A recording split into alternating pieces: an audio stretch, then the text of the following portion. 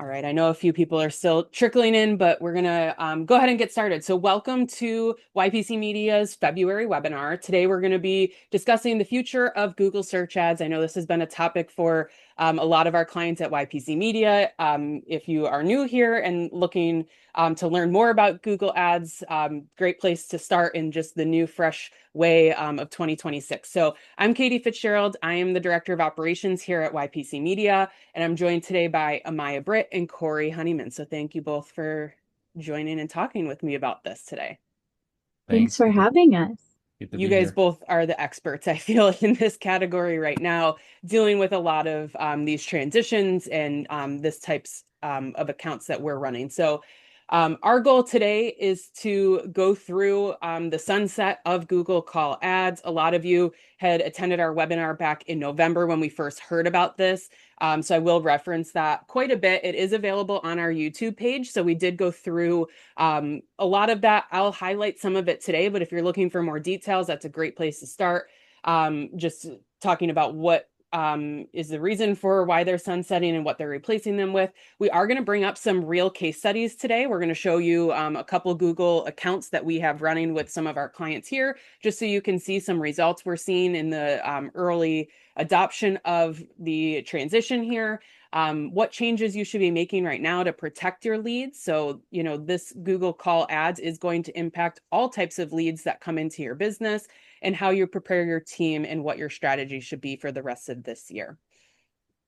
So I guess I should reference, I always forget, there is a chat feature here as well. Please ask questions throughout. We will try to answer them in real time. If we don't get to your question, we'll make sure we address it in our Facebook group after the webinar. So make sure, ask away. Corey and I are also able to see those, so they'll answer them as quickly as possible. So the first thing that we're going to start with is the Google Call Ads retiring. This is the formal announcement that came from Google back in October, talking about how the call-only ads are being depreciated. So Google Call Ads, as most of you probably know, is one ad type where the only thing that a user can do on that ad is call your business. There's been a lot of changes to that ad type through the year, but really now they're working towards sunsetting that type forever. It does not mean that there is no longer a feature to call from a Google ad, but just that specific call only ad will no longer be an option. The key dates were or are February 2026. All options to create new call ads will be removed. So this is a big piece because here we are in February.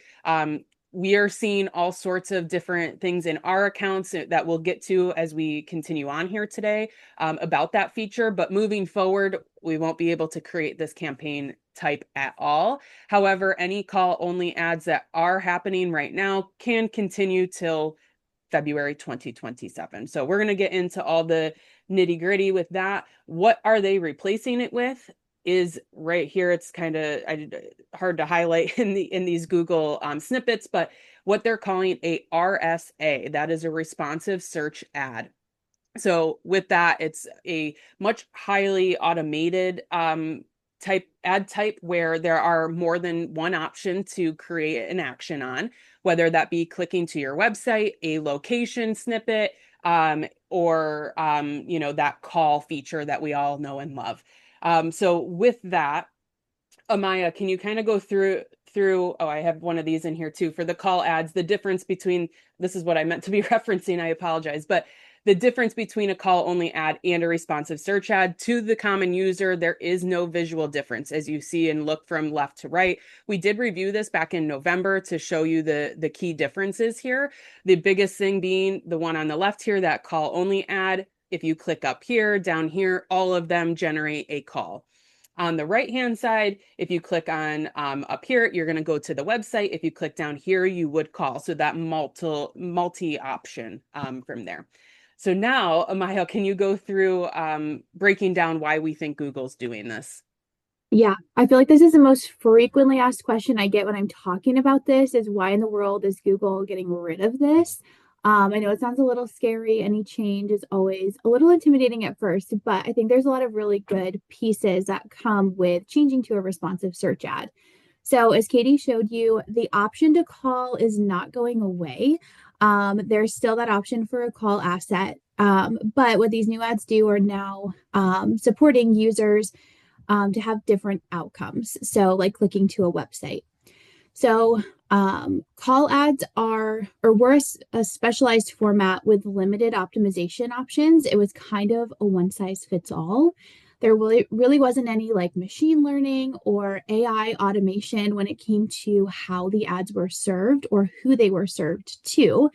So, the biggest reason we have heard from Google is the biggest reason they're changing over to these new ads is to rely more on that machine learning and automation. So, replacing call ads with responsive search ads and call assets, Google is now they're also reducing the number of standalone ad types. So they're increasing reliance on those automated AI systems, which can deliver better overall performance by mixing headlines, descriptions, and options, and deciding when a phone number shows on the ad. So, really using search history from a user to serve them an ad that they're most likely to interact with. So, I was actually just talking to a business owner about this on my call before this, and I emphasize that sometimes users care about different things. So, sometimes we'll see users are more likely to interact with an ad that highlights cost savings, or sometimes users are more likely to interact with an ad that highlights customer service or, a better service experience. So with these new ads, what we're going to be able to do in Google's automation is now going to be able to serve a user an ad that they are most likely to interact with. So calls will still happen, but they're now a part of a broader ad format rather than the sole focus. So, in the same way that users are more likely to interact with an ad, based on their preference, they're also more likely to click to a website or call or take action on what they're most comfortable doing. So, these responsive search ads will now support that option. Um, so advertisers will need to migrate to responsive search ads with call assets if they want to keep getting phone lead traffic. This is now going to be the only way you can get calls. It's still going to happen, but it isn't going to be guaranteed on every impression. So Google will now decide when a call option should be shown with that machine learning. So just a lot more of an intuitive system within the Google ad space. And what would you say, Amaya, for those that don't know, Amaya is an account manager here with YPC. So she is probably talking to some of you that are on the call today, reviewing your stats and your programs with us. What do you think is the biggest hesitation to switch from a call only ad to these responsive search ads? Yeah, I think the biggest fear is that there aren't going to be any calls anymore, that Yeah. people are only going to click to a website. And I want to stress that is not going to be the case. And even if they click to a website first, your website should be optimized and designed to collect information in a variety of different ways. So I would even argue that having these types of ads is actually going to encourage more interaction with your team. It's just going to come in different forms now because you might actually be showing up to people who don't have time to call you right now. So they're picking your competitor's ad over yours. But now appealing to every single type of user is going to get you maximized visibility. So I know it's a little scary. Calls always convert the best. But if you're losing traffic because your only option is a call, then I mean you're losing opportunity ultimately. Yeah, that's a great way to put it. I feel like a lot of people don't like being on the phone anymore. And sometimes it's hard when you're paying for the leads. You'd rather pay for a call than a Yeah. web lead in most industries. But just based on, they're further down the funnel when they're already calling you versus a website lead may be more top of funnel. But we'll get more into that towards the end. But one of the things that we wanted to bring to you all that joined us today is show you some real accounts because what Amaya had said is a big hesitation. This is a big change. call only ads, I feel like have been around from the start of Google Ads. And we really wanted to show you some of the early adopters that we're seeing that are working with YPC Media and seeing the results of the responsive search ads. So to preface, we've pulled some insurance agents here to show. We find that they have been the early adopters in our campaign types. We do obviously have some other examples outside of the insurance industry. So if you are ready to make that switch and you're on here today and you aren't an insurance agent, make sure you talk to your account manager and we can help show some stats in those industries as well. But we are going to go through some of these insurance agents that have added responsive search ads. They haven't removed their call only ads completely yet, but Corey, let's dive into the first account that we're going to look at. Yeah, yeah, sounds good. This is our first client that we'll show. It's on the screen right now. You can see the date range here. The top is January 11th to February 9th. So the last 30 days. And that's just what we're looking at. When you look at the screen, you've got two campaigns there. The top one is the call only campaign, which for this client has been running for a couple years. The standard campaign is the one that's at the bottom. That's the one with the new ad type, the responsive search ads that we've been talking about. And that one's only been running for a couple months now, about a month and a half. And so we have some early data just to compare. We segmented this out so you can see all the click types for each of the campaigns. So you have, where it was clicked on with the headline, the mobile click to call, site link, all the way on through. What we want, I think the most value right now comes to comparing mobile click to call on both campaigns. So you can actually see the data. On this first one here that's on the screen right now, in the call only campaign, in the last 30 days, it got 177 clicks and 146 of them turned into actual phone calls. That highlights, it brings up a pain point that we've always had with call only campaigns, right? Where somebody, because of the lack of intuitiveness with the design of the ad, that click happens, and then there are some users that are prompted then to make a phone call. They're like, I didn't mean to make a phone call. I'm not making a phone call. And they come out of that. So that's why there's a discrepancy in those numbers. 82% of them went through with it on the call campaign, but on the standard campaign, it's slightly better. There's 22 clicks that occurred and 19 of them went through with the phone call.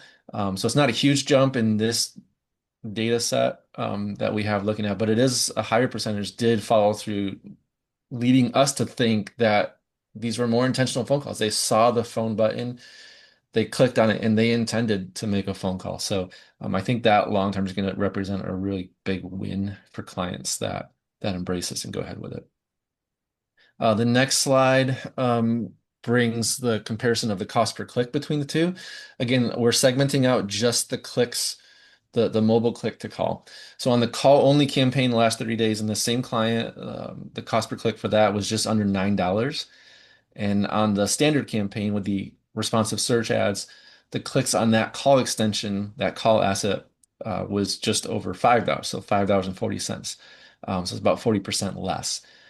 That's huge. So if we have clients who are spending, if you're an insurance agent or you're a business owner and you're spending, $2,000, $3,000, $5,000, $10,000 a month on your ads, that's huge. That adds up. You know that. Anything we can do to bring inbound calls for 40% less, we're going to try that all day long. And so we see this as a big win when that can occur. We're seeing it in real time with this account. The next slide talks about the conversion rate. So just a recap for this client and for a lot of our insurance agents, conversion is a phone call that's lasting at least 3 minutes long. Okay, we don't have in this will be true for this insurance agent. We can't put code on his site, so we can't track on-site activity for like on-site conversions. That's why you won't see any numbers in those columns or in those rows, but you will see the conversion data here on the mobile click to call. So for the call only campaign here, the mobile click to call, again, 177 clicks occurred in this date range. Almost 30% of them converted into a long phone call over 3 minutes. We're assuming there was some quoting happening, or at least a potential lead there. On the standard campaign, same date range, again, from those 22 clicks, almost 41% of them turned into a long phone call. That's another big KPI for us that we're looking at as a real positive move when you just compare the same thing from side to side. So that was for this particular agent. There's one more on the next slide is his actual search terms. I felt like this was important. This is the same client, same date range. You can see the search terms for both campaigns, the call only campaign and the standard campaign. We're not looking at different search terms producing different results. This is all very similar searches, all for his brand. He's an agent within the Alpha Insurance brand. So this traffic is all coming in from that branded Alpha Insurance traffic, and it's performing differently based solely on the ad type that we see there. Next one is another agent of ours, different client. This is a client that's been only running for a couple months, and they started right out of the gate with the standard campaign. It says website leads there, but these are the responsive search ads. And you can see, yeah, just some of the metrics there. The mobile click to call, there was 12 clicks on that, turned into 10 phone calls. So again, a really high ratio from that point. The cost per click with this one was $12.85 on the mobile click to call, which is less than the clicks even into the website that he was getting. And so that's good to see. On the next slide is the third client that we have here to look at for some specific results. And this one is another insurance agent. They're early on in terms of the campaigns here. In this one it's flipped. So the call campaign is on the bottom. The standard campaign that you're looking at is on the top, but you can see the difference there between the two. In the standard campaign up top, the mobile click to call. Again, not a lot of data, super small subset, but 2 clicks turned into 2 phone calls. That we want that number to be exactly like that in a perfect world, where that click is intentional. And again, you can see the cost per clicks on that. For whatever reason, in these 3 accounts, we're starting to see this trend where the clicks to the calls on the RSAs are coming in cheaper than the actual call ads. So something we're going to continue to monitor, but that's what we're seeing right now, in these early adopters. Yeah, and I think the time frame here is important. We've really only had about 30 days, some of them a little bit longer than that. I mean, they announced this back in October. We really delivered a lot of the information as quickly as possible to our clients here at YPC, and then building out these campaigns. Our team moves as quickly as possible to build these out, but they are a little more in depth. So building them out and getting them started as quickly as possible does seem to be a great method. So, yeah, these last 30 days, we always want to look at 90 days worth of data. Let's put that out there as well. So this is some really early info that we wanted to share with you all. But it is really positive, and hopefully it helps alleviate that issue Amaya saying is, worrying that there's not going to be phone calls. But those calls are happening on these new campaign types. So it's really great to see. So thanks, Corey, for going through that. And Amaya, I think we need to start looking at now, okay, what changes do we need to make? How do we transition? What should we be looking at? Yeah, I feel like it's super important, like you mentioned, Katie, to really be an early adapter if we can. The sooner we get these ads launched, the sooner we can start delivering results. But we want to make sure that, you guys have everything in place to launch a campaign that's going to be successful. So the biggest thing that we're encouraging you to do as a business owner is auditing your website, making sure that it has a couple of pieces that can now support the influx of traffic we're now going to send there. So, making sure that outside of a call, how else do you want users to engage with your business? And I might even say, not only how do you as a business owner want users to engage, but how might a user want to engage with you? Some salespeople might prefer a phone call, some might prefer an email, but ultimately it's not going to just come down to what your team wants. It's also what users want. If you have to make it as seamless and easy as possible for people to interact with you, because if you don't, they will leave and they will find another advertiser, another business that they can interact with. So make that as easy as possible. I would encourage you to put as many contact buttons. Can you take texts? Can you take emails? Can you take forms, phone calls? As many ways as you can take a lead's information. That's what we want to put on the website. So it is as easy as possible for somebody to interact with you. And also coming to terms that we are not going to be able to just rely on phone calls anymore. I would even encourage you to take a look at some of your competitor websites, especially in your direct market, see what their websites look like, because what's going to happen now is right now, with if you've relied on call ads primarily, it's been really easy for your team to convert them because they're getting them on the phone and they're doing what they do best, right? They're building that rapport, they're quoting, they're doing their job.